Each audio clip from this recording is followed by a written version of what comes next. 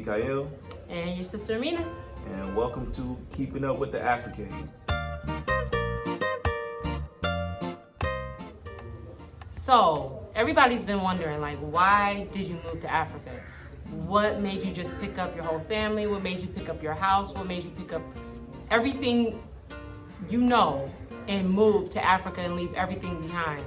And specifically, why did we move to Tanzania versus Ghana? So we're just going to explain a little bit of our journey, why we moved, how we did that as a family, as a big family, and how we dealt with it spiritually, emotionally, and really what entailed this move, because it's one of the greatest decisions that we've ever made. So why did we move to Africa? So I think that's one of the biggest shocks and things people ask, especially with a big family. Why did y'all move to Africa, and how did y'all move to Africa with a huge family? Now, concerning how we move with a big family, we'll discuss that later on in another video. But the biggest question is, why do we move to Africa? So one of the biggest things was for us is that we are people who are holistic people. So we deal with spirituality, we deal with the psychology and the physical of how we operate as a family and overall as a people. And so one of our biggest things was comparing and contrasting to what we were seeing in America, the trauma, the trials, the tribulations our people was going through in the psychology. And it was just one of those things that me and my wife agreed on, that psychologically, that's not the type of environment we want our children to grow up in. Right. Where self-hate is so much, killing, violence, theft, a lack of knowing who you are, and just overall just lost. And so we wanted to put our children in an environment where they can flourish by just simply being them and the gift within that they have, that God has blessed them with. And so our first trip to Africa was in 2018, which if you go actually through our page, you'll see older clips of that. One of the things that really stood out to us was when we got there, the first thing we saw was our people, nothing but our people. And then we saw a government full of our people. We saw the money full of our people. We saw the culture of people truly expressing themselves, who they are and the ancestors they came from. And then we were just in awe to see that, because you typically don't see that in America. You don't. You see glimpses of us trying to connect back with who we are, but nobody truly knows who they connect with, what tribe, what land, what part of the continent do you connect from. And so for us, that was a big deal, because for a person to know where they're going, they gotta know where they came from. So Ghana, for us, we were there for about 2 weeks, 10 days, 2 weeks. And that experience, and shout out to Daniel for that, because that experience that he put together for us was beautiful. I mean, we got to experience literally the culture, dealing with the locals. We even got to experience the jungle, and living in that environment. And that's typically not what a lot of people like to experience, because they just want to see the beautiful parts. But Daniel put together something that we got to see everything about Africa, the good, the bad, the ugly, the beautiful, the hard parts. And for us, that was a huge culture shock for us. And it kind of gave us a perspective of, okay, we see what we have to deal with here. We see, the improvements that have to be made. Can this be something that we can really do and sustain ourselves in? So for 2 or 3 years, we've been contemplating on how we would make the move, when we would make the move, and would it really be beneficial to our families. So Ghana, for the last 2 or 3 years, actually have been our focus. And we've built up such a big network there with people that we for sure thought that was the goal. Even back into January of this year, 2021, we had set a goal within the next year and a half or 2 years, Ghana was going to be the goal. We was looking at apartments, we were thinking about land, we got with some of our elders and told them we was coming. We had a plan. We had a plan. And so now hitting on the spiritual part, I always knew eventually that we were going to get to Africa. I didn't know when, I did not know how. I'm talking about literally to up until April, did not know how. But I knew I wanted to go. I know I wanted to take my family there.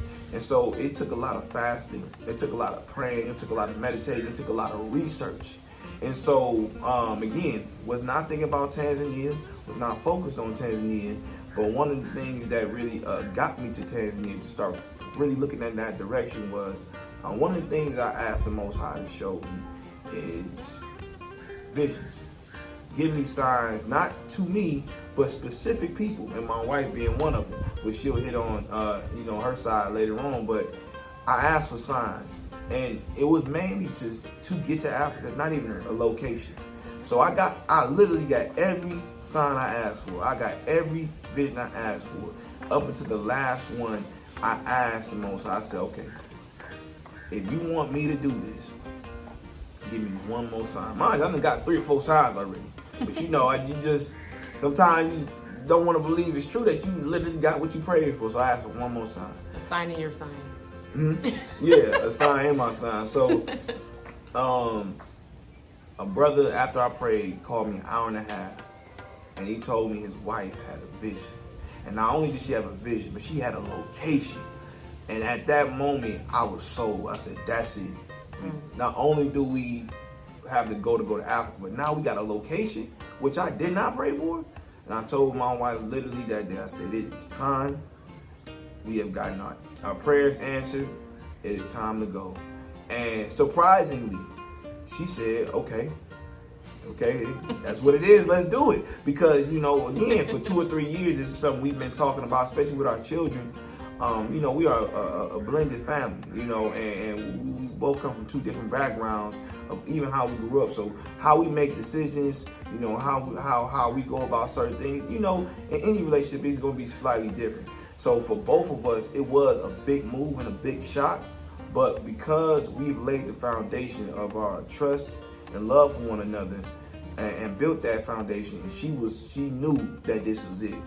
And so that right there, it took it to a whole nother level. And then just other doors start opening that we did not expect. I mean, door after door, but at the same time, doors was closing. Like the Most High was showing us, yeah, it's time to go. In more ways, uncomfortably than we thought. It is time to go. He said, I said what I said. Yeah, either I said what I said, either going to move fast or I'm going to close that door on you. Right. And as y'all see in America, doors are getting closed. And so, we picked the pace up. I mean, and literally, I'm going to tell you, we made a decision, in April, and we moved in July. Right. So we literally had typically 3 months to literally get financially right, pack up our houses, get paperwork together, get our businesses in order, just get our affairs in order. And anybody who has a big family, has businesses and a big house, that typically take about a year, maybe longer, to really get it how you want it. Which leads me to my next statement is this: you can never truly be prepared how you want to be prepared. You can never truly be prepared how you want to be prepared. So get that out your mind now. If the Most High has told you to move on something, then He's telling you He got you. Right. Whatever you think you need, He got you. And we are a testimony to that He literally gave us everything we needed where we did not think we had it. Where we are weak, He became strong for us. And so for us, that was a big, big sign. And we just seeing the fruits of that here. I mean, the things that we're doing here, from talking to the locals, it takes people typically a year to 3 years to do. Right. So I knew that this was purposeful. I knew this was fruitful for us to come. And I've seen through that decision that we have made together that this was it. So that's why we typically move to Africa, and specifically Tanzania, because we knew we were supposed to be here. We knew that everything, the questions that we had were going to get answered here. We knew that it was time for us to reconnect our roots back to Africa, because that's where we come from. No matter how far you want to go, no matter how much you think you are indifferent than your ancestors, the blood of your ancestors is running through your blood, and they are calling you home to re-establish and reorder the steps to connect us back to the source as far as land, connect us back to the source of where we come from. And we see that. So it is our mission. Why do we come back to Africa? One of the things is to help rebuild Africa, help restore Africa, and even help get them back established into the ancient ways. Because, in certain aspects, our brothers and sisters over here have disconnected from their heritage and have disconnected from their culture. You see? And that's the beauty of it. And like my brother Wiseblock say is, Africa for the Africans. We are here to help one another. When they are weak, we are strong. When we weak, they are strong. We help one another bring that balance, bring them 2 sticks back together. So that is one of the reasons that we moved to Africa. and I'm gonna pass it to my wife so she can, you know, from a woman's perspective, especially having to be guided by a man. How was that experience, you know, and why did you feel the need to really follow in that decision? Well, the trip that we did take a few years ago in Ghana was absolutely one of the best things that I was able to experience, because it actually opened up my palate to accept a whole different culture, to understand the life. Now, I wasn't really planning on necessarily living in Africa, but the Most High was working with me to at least open up my door, because he knew what he was going to do. I had no idea. You know what I'm saying? You know, my husband did plant the seed, like, oh man, we should move to Africa. And I'm like, baby, that's nice. Yes, that's a great fantasy. That's wonderful. Yes, we're going to do that. You know, like, but when my husband says things, most of the time he's serious.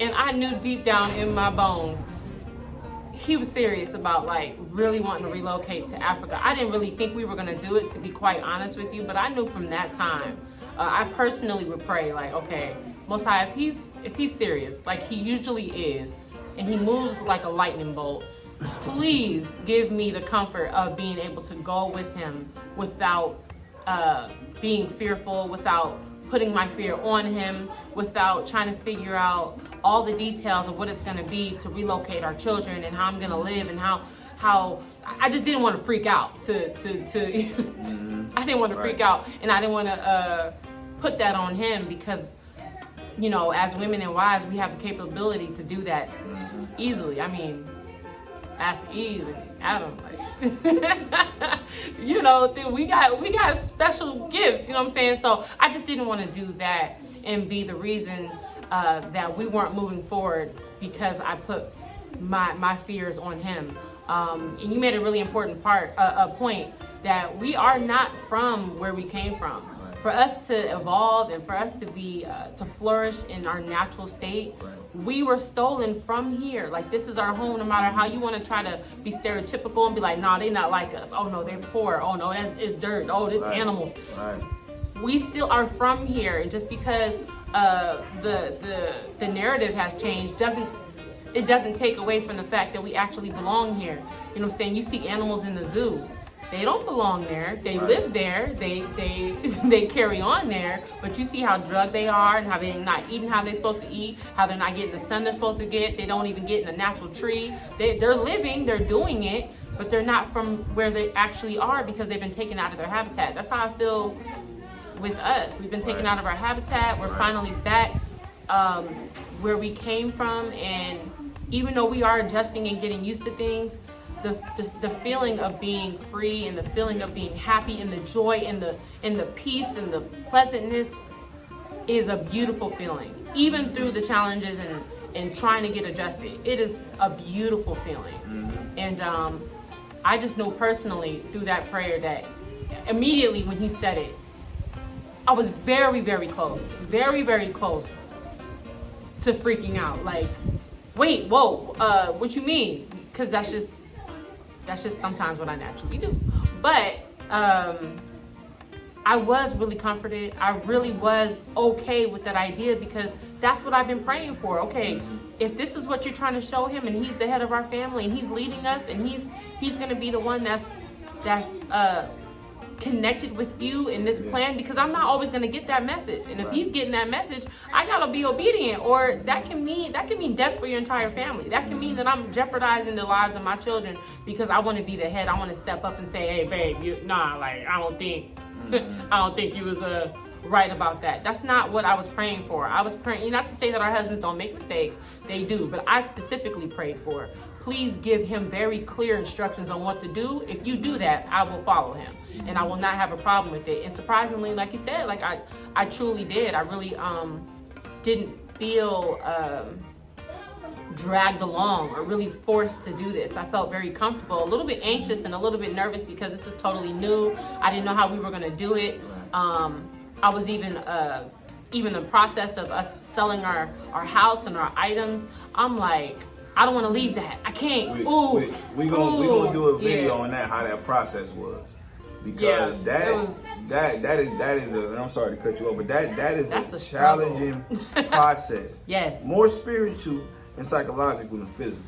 Yes, absolutely. Because to have to process that you're actually moving to a country that you've never lived in alone is a process. So to add to that you gotta sell your house, you gotta tell your family, you gotta do all these things is another process. And the crazy thing is you gotta deal with both of those processes at the same time. Yeah. And it is not easy. No. Especially when you got, family and friends who, are upset that you're doing it or who are being negative about your decision. It is hard. Right. It is hard because at the end of the day, whether it be you or your wife and or your husband, nobody's really gonna understand why you're doing it. Right. Therefore, nobody will really support. I'm talking about. I don't mean physical. I'm talking about psychologically support you in that decision because they cannot see this divine decision that you've made. Right. And we're here to tell you that's okay. It's part of the process, and it actually makes you stronger once you get over here. Facts. So. And even in this video, like we're telling you why we moved to Africa, why we've been led, why we are following and being obedient to the Most High to do this. You have to feel in your spirit and know like that is the right decision to you, because sometimes we go along with trends and fads and it's cool, everybody's doing it. No, you don't want to do that. Mm-hmm. Like even through this, like have discernment for yourself to know that this is the decision that you have to make, for your family, for your own spirit, because we ain't got nothing to do with whether you gonna make it here, because our mission may be different from your mission, but we will say that making that decision and being obedient, we were convicted to do so. And this is especially for the couples, right? Because y'all gotta be on one accord. I think you said something powerful, because the scripture talk about when a man and a wife come together, they leave their parents and they become one flesh. So that means everything they do must be in one mind, one spirit, one thought. Man. You know what I'm saying? And so I'm gonna say this, and I'll leave you these examples as my wife wraps it up. Is this? We have two examples in the Bible. You have Lot and his wife, and you have Abraham and his wife. You have Lot and his wife on the left hand, where one of them wanted to go, but the other one wanted to stay back because she was comfortable in that environment. Although it was negative, it was violent, it was all type of things going on, but she still wanted to stay. Then you have Abraham and Sarah on the right, where she followed everything to the T that her husband asked of her, because she knew that God was with him. And they flourished no matter where they went. And they became rich, and they became kings and queens, and they became abundant. Both going to strange lands. Both going to strange lands. But the difference was two of them were on the same accord, and the other two were separate on the spirit and in the idea of having to lead. And you see one of them died. And the other one got in a situation with his children. Because they were not on one accord. And so I say that to say is, if you move by yourself, that's fine. Do what you do. But if you move with a family, y'all gotta be on the same accord. Y'all gotta be on the same mission. Y'all gotta believe that this is what y'all both supposed to do. And being out here, we are literally all that we do have. Like we have each other. So any kind of imperfection in your marriage is gonna come out during this time, because the stresses of what y'all have to do to get through is so challenging. And thankfully, like we've gotten to such a good place to where we adjusted very we adjusted very smoothly. I would say, because I had a couple days of being like, oh my God, like my mommy's at home. Like what? I was bugging. He was like, they're there, they're there. Like we're all right. And I think I've been okay since then. Like I've been all right, because we spoke to a couple, and they explained, like, when you do something like this, your husband is he's what you have, and your wife, that's what she has, and your kids. So we really are like becoming closer. Our bond is getting stronger, because us and our children understand, like, okay, we are literally a team. Everybody has to do their part, and if you don't, we could be in trouble. We could be in trouble. We have to be a team. We have to all work together. Because we don't. This is not familiar to us. So just the process, and like you said, we'll probably have a different link to that. But just the process of leaving America, and he had to remind me even at that time. I had a couple of relapses because I didn't want to leave certain things, and I couldn't even fathom how I'm going to leave it, because it was so important to me. And he's like, babe, let it go. I'm like, but he's like, no, let it go. So I'm trying not to be mad. Like, I don't want to let it go. But I mean, that was really, and then I had to start reflecting, which, I don't like to do all the time. But when I do, it hits me kind of hard. So when I was really thinking about it, I'm like, man, I'm not willing to let certain things go. And I mean, even if it is like so valuable, like what is that compared to us coming here and being free and having a chance to live? Or I don't know what's going to be happening in the future. Like it just didn't make sense for me to be worrying about certain things that didn't matter. And he was able to help me through that. And one of the scriptures we really pondered on to really get that understanding. This is why it's very good to be on the same spiritual path, because then y'all can relate to certain things of history or even the Word of God. And so one of the things that really stuck out to us was Luke 18, verses 28 and 29, and where Peter asked Christ, and he asked him, Master, we have left all things, and Jesus said that, Jesus said that, there pretty much he summed it up. He said, you're not the only one who has left house, nor father, nor mother, nor children, nor wife, who will receive manifold in this life and the life to come. And for us, that was a blue check mark and saying, there it is. We understand that these things are temporary. Our real treasures and gold are in heaven. So anything that we leave behind, we know for a fact that God is going to double it for wherever we go. And the fact is, he actually is doing it. Oh, I mean, the things that we struggle to really be able to do in America, he has opened the door to do it and more. Right. And so we are living testimony that not only is God real, but when you have faith and belief, all the things that you want to manifest on this earth is real. Absolutely. So y'all ask, why do we move to Africa? And that's really our answer. We were led by God to move. Right. So, and he's showing us physically, spiritually, that we made the right decision. I think that we're being comforted through this. It's like, look, y'all good. Like, you did the right thing. So, and our children are enjoying it. Oh, yeah. Solomon. He's been here before. Yeah, he's been here before. Our 3-year-old has been here before. Yeah, we're calling him King He's Solomon. friends with the whole neighborhood. Yeah. Oh, and speaking of that, definitely shout out to the local Tanzanians. They definitely have been making this process a lot easier for us, a lot more comfortable for us. And that's another thing, don't try to come over here trying to change the narrative for these people, not in the aspect of how they live. Don't try to tell them what to do about, their country. You're supposed to adapt. You're supposed to humble yourself. You're supposed to listen. You're supposed to learn. And you should be adding on. Right. Adding on to what they already have. Because these people, you know what I'm saying? People be looking at so much dirt. These people living free. These people, they good. They're not worried about, as far as aspects of paying bills, or they're not worried about if they're going to make the next check, because these people understand every day they get out here and grind, they make their money, and they go about their day. Hakuna Matata. They are not tripping Hakuna Matata. They have no worries, literally. Yeah. And so don't come out here thinking that you're better than them, or that you know better than them.